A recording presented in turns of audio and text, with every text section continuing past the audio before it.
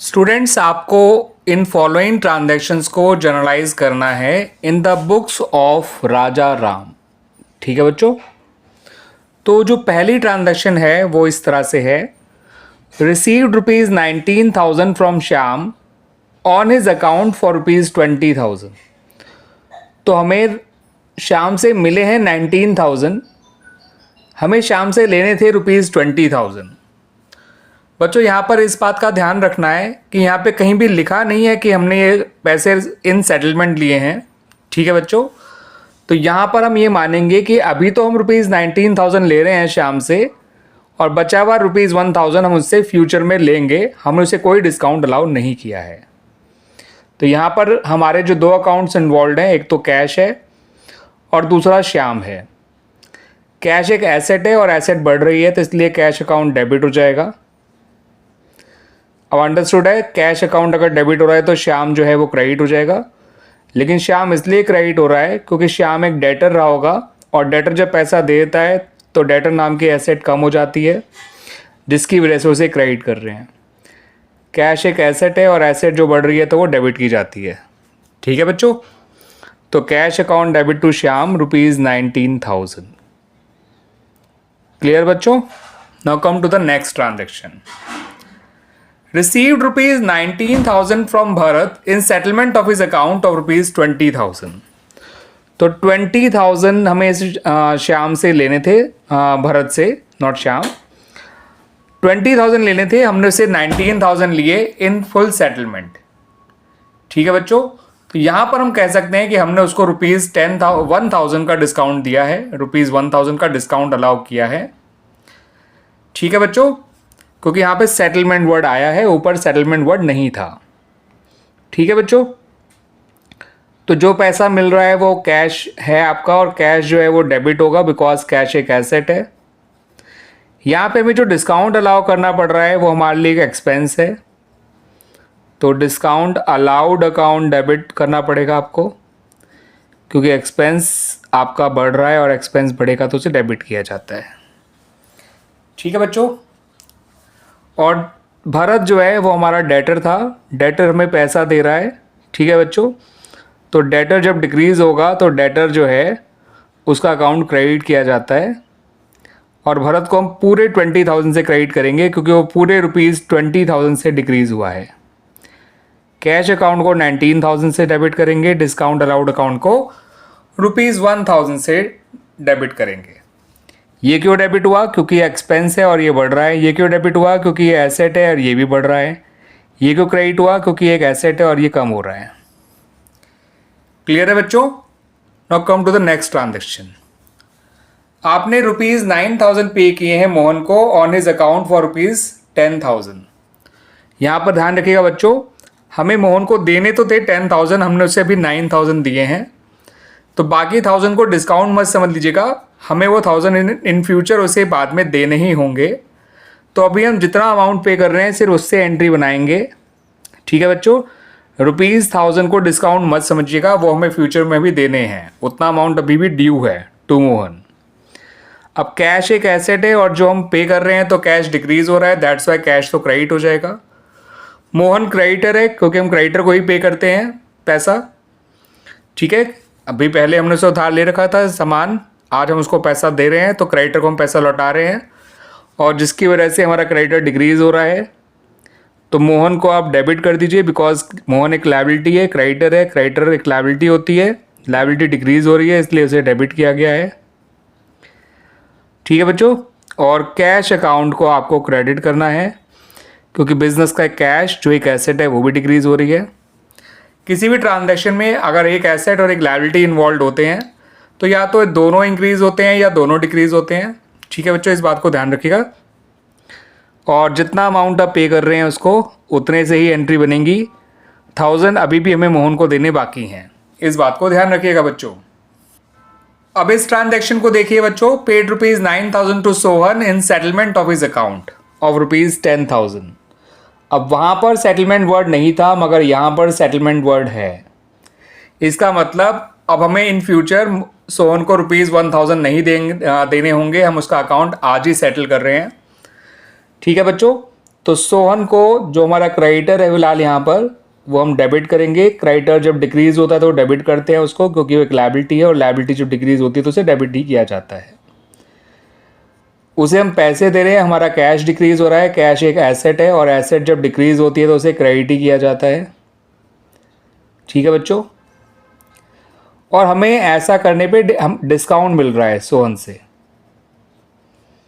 और discount receive हमारे लिए इनकम है, उसे हम क्रेडिट करेंगे।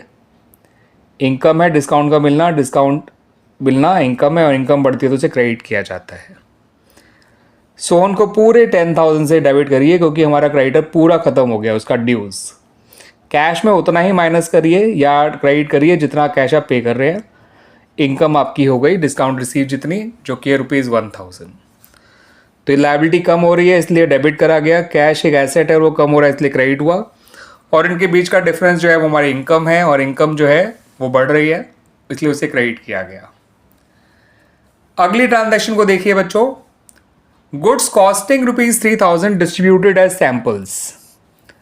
तो बच्चों जो बिजनेस होते हैं, बिजनेस मैन वगैरह जो होते हैं, ये अपने गुड्स को, अपने बिजनेस को प्रमोट करने के लिए, अपने ब्रांड को प्रमोट करने के लिए जो भी वो गुड्स प्रोड्यूस करा करते हैं या जिसको वो सेल करा करते हैं, तो सम टाइम वो अपने प्रोस्पेक्टिव कस्टमर्स को ये गुड्स फ्री में भी डिस्ट्रीब्यूट किया जाता है। ये उनके एडवर्टाइजिंग कैंपेन का एक पार्ट होता है। इसे आप इनका सेल्स प्रमोशन एक्सपेंस भी कह सकते हैं। ठीक है बच्चों, तो इनकी कॉस्ट प्राइस है 3,000, उनका सेलिंग प्राइस है 4,000। तो गुड्स का आप जो एडवर्टाइजमेंट कर रहे हैं, तो इसको जो आप रिकॉर्ड करेंगे वो इनकी कॉस्ट प्राइस पे करेंगे, ना कि सेलिंग प्राइस पे। तो सेल्स प्रमोशन एक्सपेंस आपके लिए एक्सपेंस है, और एक्सपेंस बढ़ रहा है इसलिए उसे डेबिट किया जाएगा। किस नाम से बच्चों? सेल्स प्रमोशन एक्सपेंस, या आप एडवर्टाइजमेंट एक्सपेंस भी कह सकते हैं इसे। मैं फिलहाल इसे सेल्स प्रमोशन एक्सपेंस अकाउंट के नाम से लिख रहा हूँ। और क्रेडिट किसको करेंगे बच्चों? कैश को। नो नो नो, कैश को नहीं बच्चों, परचेजेस को।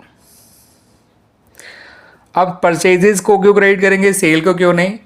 क्योंकि आप गुड्स बेच थोड़ी रहे हैं, आप अपने गुड्स को बिना बेचे जो है आप ऐसे ही डिस्ट्रीब्यूट कर रहे हैं। तो आपके लिए आपके जो परचेज किए हुए गुड्स हैं, वो जो एक्सपेंस है, क्योंकि गुड्स का परचेज करना एक एक्सपेंस ही होता है, वो आप डिक्रीज कर रहे हैं। अपना परचेज नाम का एक्सपेंस डिक्रीज कर रहे हैं, सेल्स प्रमोशन नाम का एक्सपेंस इंक्रीज कर रहे हैं। अब दोनों ही एक्सपेंसेस इन्वॉल्व हैं, तो जो एक्सपेंस बढ़ गया वो डेबिट और जो एक्सपेंस कम हो गया वो क्रेडिट। एंट्री बनेगी ₹3,000 से। क्लियर है बच्चों? अब इससे अगली ट्रांजैक्शन को देखिए। यहां पर ध्यान रखिएगा कि जब भी गुड्स आप बिना बेचे किसी और काम के लिए इस्तेमाल करते हैं, तो गुड्स को आप परचेजेस अकाउंट के नाम से क्रेडिट करेंगे, सेल्स अकाउंट के नाम से नहीं, और एंट्री कॉस्ट प्राइस पे करेंगे, ना कि सेलिंग प्राइस पे। ठीक है बच्चों?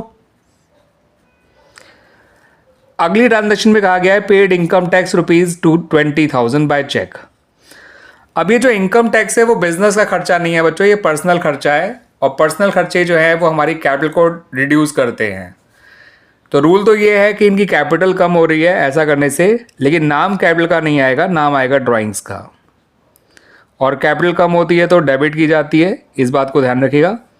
तो ड्राइंग्स अकाउंट आपका डेबिट हो जाएगा, बिकॉज कैपिटल डिक्रीज हो रही है, कैपिटल का डिक्रीज होना डेबिट होता है। नाम लेकिन ड्राइंग्स का आएगा। और आपने इनकम टैक्स के तौर पे कैश पे किया है बिजनेस का, तो बिजनेस का कैश कम हो गया। कैश एक एसेट है, एसेट जब रिड्यूस होती है तो उसे क्रेडिट किया जाता है।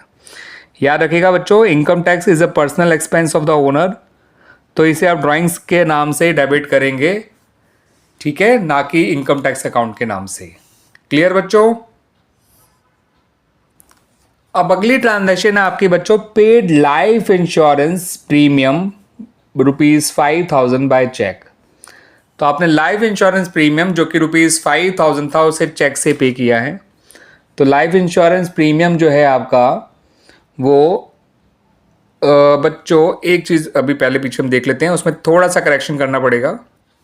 जब क्वेश्चन में साफ लिखा है कि इनकम टैक्स चेक से पे किया है, तो आप कैश को नहीं बच्चों, बैंक अकाउंट को क्रेडिट करेंगे, क्योंकि पेमेंट चेक से किया है तो कैश नाम की एसेट नहीं कम होगी, बैंक नाम की एसेट कम होगी। रूल सेम है बट नाम बैंक का आएगा, ना कि कैश का। ठीक है बच्चों? अब लाइफ इंश्योरेंस प्रीमियम जो चेक से पे किया गया है, तो यहाँ पर भी बच्चों बैंक अकाउंट आपका डिक्रीज़ हो जाएगा। बैंक एक एसेट है और एसेट जब डिक्रीज़ होती है तो उसे क्रेडिट किया जाता है ना बच्चों। और लाइफ इंश्योरेंस प्रीमियम भी बिजनेस का खर्चा नहीं है, ये पर्सनल खर्चा है और पर्सनल खर्चे से कैपिटल कम हो जाती है। अब रूल तो ये है कि कैपिटल कम हो रही है, ठीक है बच्चों, लेकिन हम कैपिटल को डेबिट नहीं करेंगे, करेंगे डेबिट ड्राइंग्स को, ठीक है बच्चों। तो हम लिखेंगे drawings account debit to bank account, payment cheque से करा गया है, इस बात को ध्यान रखिएगा। अमाउंट है 5000। अब आखिरी ट्रांजैक्शन पे आ जाइए बच्चों। इसमें कहा गया है गुड्स डिस्ट्रॉयड बाय फायर जिनका सेलिंग प्राइस 5000 है और इनका कॉस्ट प्राइस है ₹4000। अब गुड्स अगर फायर की वजह से डिस्ट्रॉय हो गए तो ये एबनॉर्मल लॉस है, ठीक है बच्चों। तो हमें लॉस जब बढ़ता है तो उसको डेबिट करना होता है, ध्यान रखिएगा। लॉसेस जब बढ़ते हैं तो उन्हें डेबिट किया जाता है। तो लॉस का नाम है goods lost by fire account. क्या नाम रखेंगे इसके लिए बच्चों? Goods lost by fire account debit, goods loss by fire account debit, या फिर हम लिख सकते हैं loss of stock by fire account debit, ठीक है बच्चों, या loss due to fire account debit, ठीक है। Goods loss by fire account debit या फिर simply loss by fire account debit करके क्रेडिट किसको करेंगे? अब गुड्स कम हो गए हैं, बिना बेच के कम हो गए हैं, ध्यान रखिएगा बच्चों। अगर गुड्स कम हो रहे हैं तो आपका परचेज नाम का एक्सपेंस कम हो रहा है, एक्सपेंस कम हो रहा है मगर लॉस बढ़ रहा है, एक्सपेंस कम हो रहा है, लॉस बढ़ रहा है। एक्सपेंस और लॉस दोनों का रूल सेम होता है, बढ़ेगा तो डेबिट, कम होगा तो क्रेडिट। और ये ट्रांजैक्शन भी जो रिकॉर्ड की जाएगी वो कॉस्ट प्राइस पे की जाएगी, ना कि सेलिंग प्राइस पे। तो जो एंट्री रिकॉर्ड की जाएगी वो ₹3000 से रिकॉर्ड की जाएगी, ना कि सेलिंग प्राइस 5000 है, कॉस्ट प्राइस ₹4000 है। तो एंट्री 4000 से रिकॉर्ड की जाएगी जो कि कॉस्ट प्राइस है, ना कि सेलिंग प्राइस से जो कि ₹5000 है। कॉस्ट प्राइस रिकॉर्ड करना है, सेलिंग प्राइस रिकॉर्ड नहीं करना। और कॉस्ट प्राइस जो है वो ₹4000 है। थोड़ी कटिंग जरूर हो गई है बच्चों। अकाउंट का नाम लिखिएगा goods loss by fire account debit to purchases account. Purchase नाम का एक्सपेंस डिक्रीज हो रहा है, गुड्स इस तरह से आपके जा रहे हैं, बिना बिके कम हो रहे हैं, तो इसे आप मानिए कि आपका एक्सपेंस कम हो रहा है परचेज नाम का, और एक लॉस बढ़ रहा है goods loss by fire account का के नाम का। यहाँ पर बच्चों अगर ये गुड्स इंश्योर्ड होते तो हम आगे और ट्रांजैक्शन करते, बट यहाँ पर गुड्स के बारे में कुछ नहीं बताएगा कि इंश्योर्ड हैं या नहीं है, तो हम मानेंगे इंश्योर्ड नहीं थे, तो इसलिए वहाँ फर्दर कोई ट्रांजैक्शन नहीं करी गई है। जहाँ पर फर्दर ट्रांजैक्शन करनी होगी मैं आपको ज़रूर बताऊँगा बच्चों, तब किस तरह से रिकॉर्ड किया जाता है। लेकिन अगर गुड्स अनइंश्योर्ड हैं तो बस आपको ये एक ही एंट्री रिकॉर्ड करनी होती है, ठीक है बच्चों, जो हमने कर ली है।